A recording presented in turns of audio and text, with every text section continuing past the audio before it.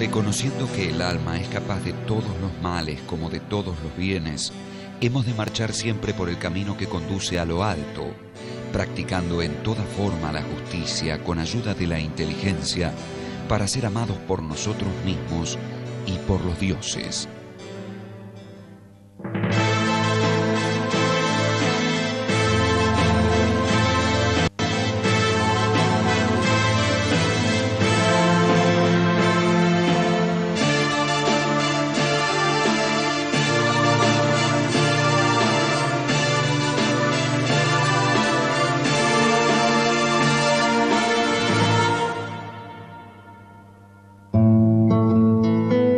Platón nació en Atenas en el año 427 a.C., en el seno de una familia aristocrática. Su verdadero nombre era Aristócles.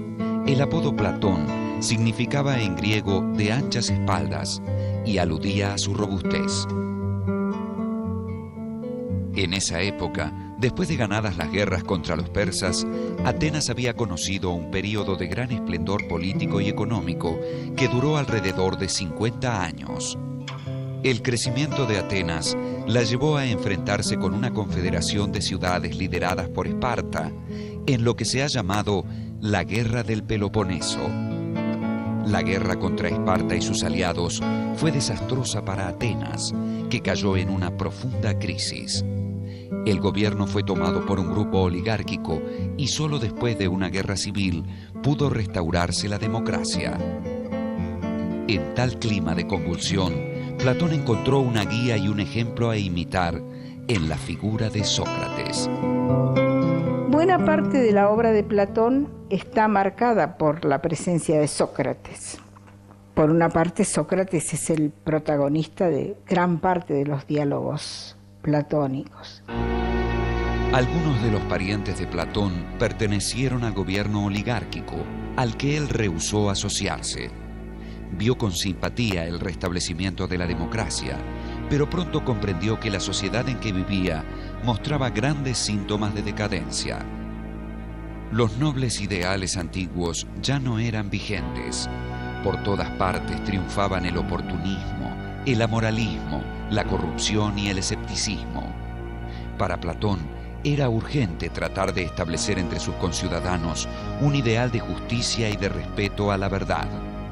El colmo de la crisis moral y política ateniense fue para Platón el juicio y condena a su maestro, Sócrates. El proceso a Sócrates se desencadenó por razones políticas. Algunos de sus discípulos habían estado vinculados a la tiranía oligárquica y las autoridades democráticas creyeron oportuno alejarlo de la polis. Se pidió la pena de muerte porque, según el derecho ateniense, el acusado podía proponer un castigo alternativo y se esperaba que pidiera el exilio. Pero Sócrates expresó que o bien era culpable y entonces merecía la muerte, o bien no lo era y entonces debían ser reconocidos sus servicios a la sociedad. Fue condenado a beber una copa de veneno. Sócrates aceptó la sentencia con gran tranquilidad y murió dignamente. El joven Platón lo consideró un modelo de conducta y de pensamiento. Según Aristóteles, ha habido 3 influencias decisivas en la formación de Platón. Heráclito, no en forma directa, sino a través de su discípulo Crátilo. Los pitagóricos, los discípulos de Pitágoras, y Sócrates. Aristóteles le da una especial importancia a la influencia de los pitagóricos en lo que hace a la teoría de las ideas, es decir, uno de los puntos centrales de la filosofía de Platón. Otras influencias tienen que ver con el clima intelectual en el que se desenvolvió Platón, sofistas, poetas y dramaturgos. Por un lado, como todos los griegos cultos, Platón se había educado con las obras de Homero y Hesíodo, que podía citar de memoria. Por otro lado, estaba familiarizado con los grandes autores trágicos y cómicos, y en sus propios diálogos se percibe frecuentemente esa influencia. En cuanto a los sofistas, estos eran sabios itinerantes que enseñaban oratoria y otras técnicas útiles para quien quisiera hablar en público. Platón debe a los sofistas mucho más de lo que habría estado quizá dispuesto a reconocer, porque los sofistas son muy representativos del clima cultural que se gesta en Atenas después del encumbramiento y de ese ascenso político y económico de Atenas, que marca también el comienzo de su decadencia.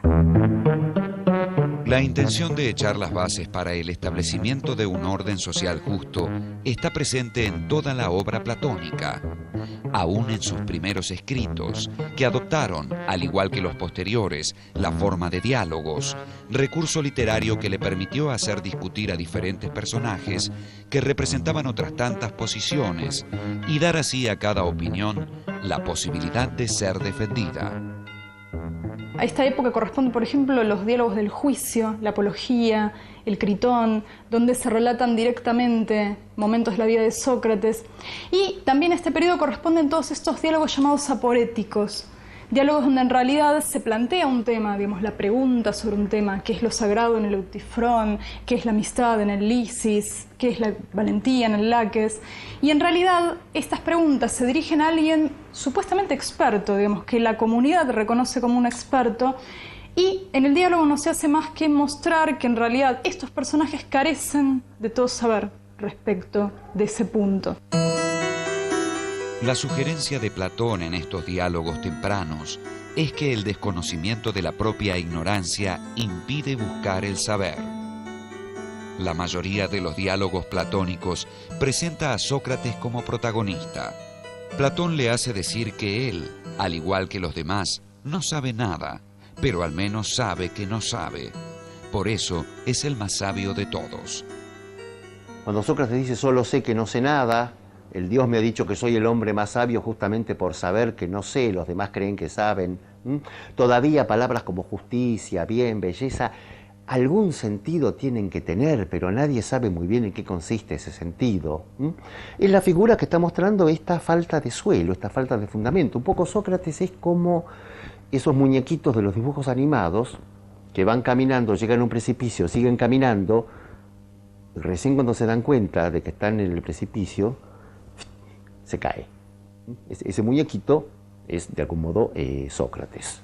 Hasta el momento de la fundación de la academia, o sea, el momento de la vuelta del primer viaje, las obras que suelen considerarse previas suelen llamarse diálogos de juventud. Corresponde hasta, digamos, los 40 años de Platón, es la época de juventud de Platón.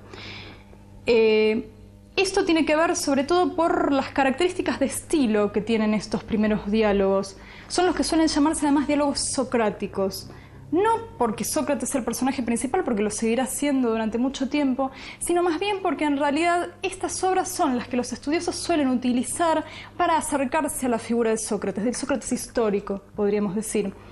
Porque en realidad uno ve rasgos que condicen con los que otras fuentes dan acerca de Sócrates, y son rasgos que después van a desaparecer después de este periodo que termina en los 40 años de Platón.